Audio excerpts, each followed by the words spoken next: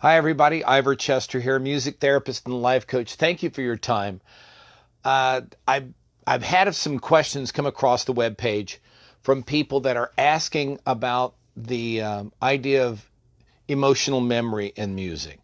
So I'm going to tell the answer with a story, of course.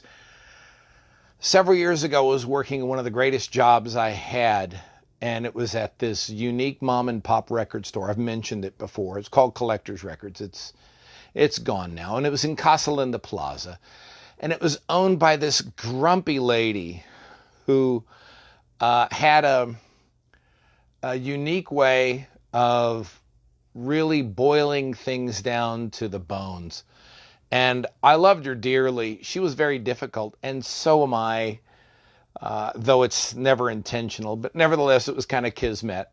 And thank you, Donald. Appreciate your time. So and when I applied to work for the place, I go in and it was just this tiny store. Most of our kitchens were about the size of this store initially. Hey, Frank, thanks for your time. And I walk into the store to get this job interview, and the lady looks me up and down. She's smoking a cigarette. This is around 1980. She looks me up and down and saunters up to me, and she was a shorter woman, and she goes, "Can I help you?" And I said, "I hear you're hiring."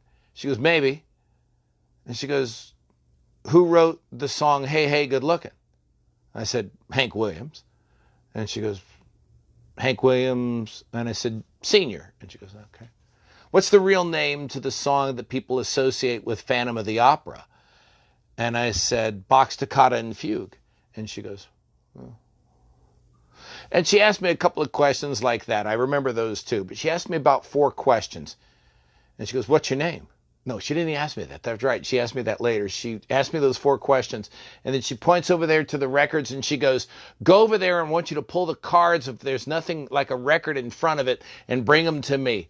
And I said, "Am I hired?" She goes, "I wouldn't tell you to do it if you weren't hired. Now go over there and pull the cards out and bring them to me." And I got the job. I had to fill out the application a couple of days later. Anyway, we ended up moving. And I worked there for 5 years. It was a great musical foundation for me. And it was one of those stepping stones that helped me put this musical emotional memory into place. And this is how it happened. I became the 45 manager, as they called it. Remember, 45 is the little record with the big hole in the middle. Some people bought those little spindles that go in the middle, that little insert. So as I would go through every week, sometimes several times a week, and I go through this long, it was about a 30-yard long rack of 45s, tens of thousands of them. And if there was no record there were cards that told you where. If there was no record in front of the card, I pulled the card, told me to reorder. And that was their system. It was totally just by hand. But I'm looking at those cards every day. And people eventually would call, of course, because we were a collector's records. We weren't Soundtown, Music Land, Disc Records, Hit Records, Melody Shop, Camelot Music. We were mom and pop. And we had developed a reputation of being that eclectic record store. So dance moms would come in and they'd want the music that the Dallas Cowboy cheerleaders displayed, or somebody wanted Henry Bussey, which was this eclectic big band artist from the 30s. And so they would always come to us, and I had this history with music because my father loved big band and taught me that. And I loved rock and roll because my sisters turned me on to the Beatles and the Stones and Cream and such like that. And then in the 70s, I was digging Emerson, Lake and Palmer and Pink Floyd and such like. So I had this continue, and now I've got kids. Here it is, 2019, and my kids are turning me on to Korean pop, K-pop, and one of my daughters is turning me on to soundtracks that I'd never heard before. So it's this really multi-generational thing. So here's the story. I was in the shop. It was not too big, but it was full of records, just wall to wall. And I had just walked in to start my shift, and Dorothy, the owner, comes up and says, this lady wants to know what this music is, and nobody can figure it out. And she gave me a cassette, and she goes, it's on here, nobody knows it. It sounds like a soundtrack or it's some kind of classical piece. Now, Dorothy knew classical really well, especially opera, but she didn't know this. So I said, okay, I'll try it. So I put it in the cassette player, and I hear the music, and I immediately noticed the composer, and it was Copland. Because Copland has these broad, wide chords. When Copland finally got who he was, he developed this Americana feel, and these chords and these progressions, you heard it. When you start to know composers, it's like listening to a guitarist, and you're going, well, that's Gilmer, or that's Harrison, or whoever. You can hear their style, and well, it's the same thing with composers. It's just a thicker sound. So I'm listening, well, it's Copland's, and it's not what I'm immediately familiar with. So I went to a couple of pieces I didn't know, and it was Our Town, which is this beautiful little thing. It's a short piece. It's a medley from a movie, a play, and the movie, then he did the soundtrack for. And it's a gorgeous piece. Hey, Frank, glad to see you. Hey, Melissa, thanks for your time. So as this music is playing on the cassette, I'm going, well, I figured it out. And I wrote it down, and I called her up, and she was this woman, had a foreign accent. And I said, I found your music. And she screamed at me in another language and hung up. And I thought, I got the wrong number. And I tried calling it back, and there was no answer. About 10 minutes later, this Scandinavian woman kind of bursts through the front door. And you have my music. You have my music. And I said, okay. I was going to give her the cash register for all I knew. I didn't know what she wanted. And she goes, I need the man that told me he has my music. So once I kind of got her to calm down, I said, are you looking for Copland? And she goes, I don't know who Copland is. I'm doing it without the accent. And so I went and got the record. We had several copies of it.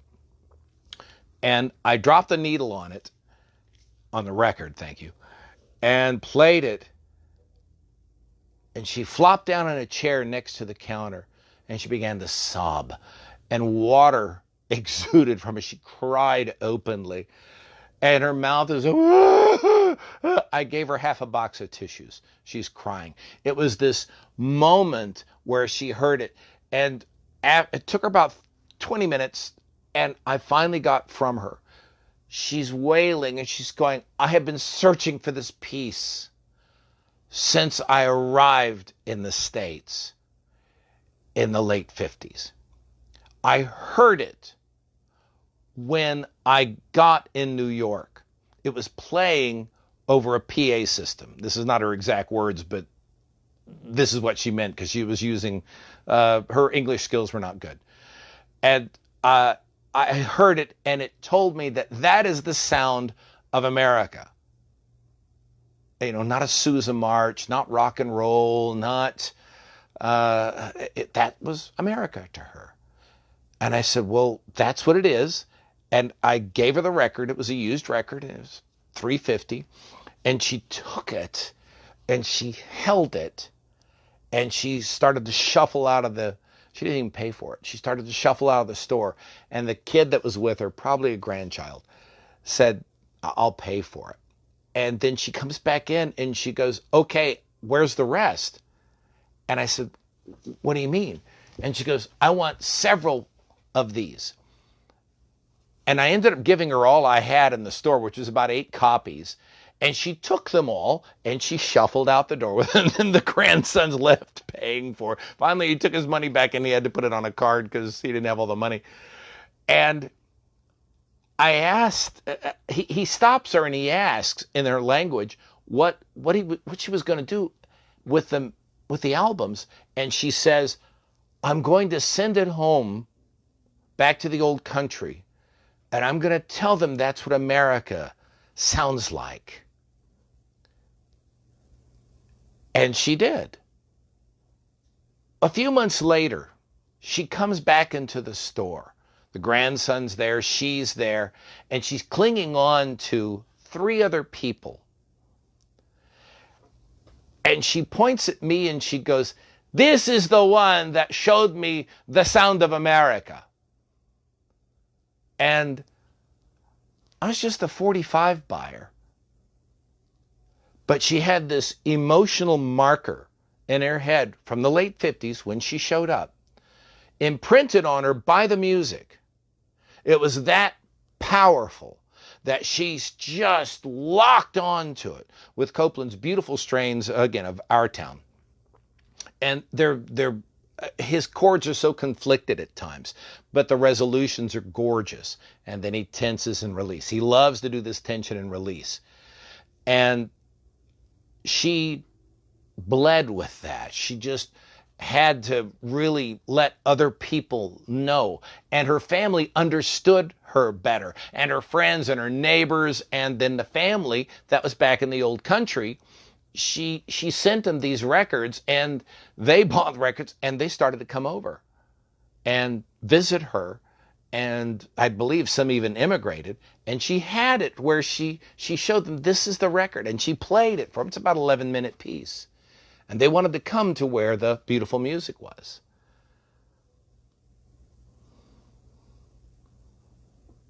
What are you listening to? What are your emotional markers? And that was my dog.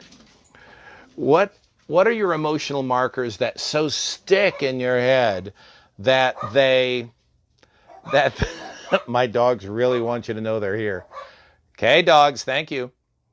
What are the emotional markers in your head that stick? So in other words, when I go singing, people at the nursing homes, and if I sing a hymn, they'll say, that reminds me when I got confirmed, or that reminds me when my grandmother died, or that reminds me when I was first saved, or that reminds me of my pastor.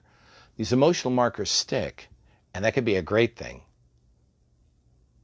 or it could be a bad thing. I'm telling you, you better start making sure your music feeds you. Because if it's not, it is manipulating you. And you need to organize your music on your MP3 players, on your phones, on your computers. I don't care if you're still doing it on a Walkman. You better be creating your music in such a way that it organizes you, it motivates you, and it moves you into places that only you can go because the music pushes you that direction. You know it does. You know music moves you. But if you're just using it to help you do dishes or wake up in the morning, you're not using it for everything it could be. So what I want you to do, I want you to first start making those lists and putting them on your phone. And 2, I want you to finally come up with 2 songs. I'll give you 3. 2 or 3 songs that are in depth enough for you, that they're emotional markers for something very good, like your first love, or something really bad, like the loss of somebody. Tell me the song and tell me the marker. All right? We'll interact on the thing. Just leave it in the comments for me. My name is Ivor Chester. I understand what music can do.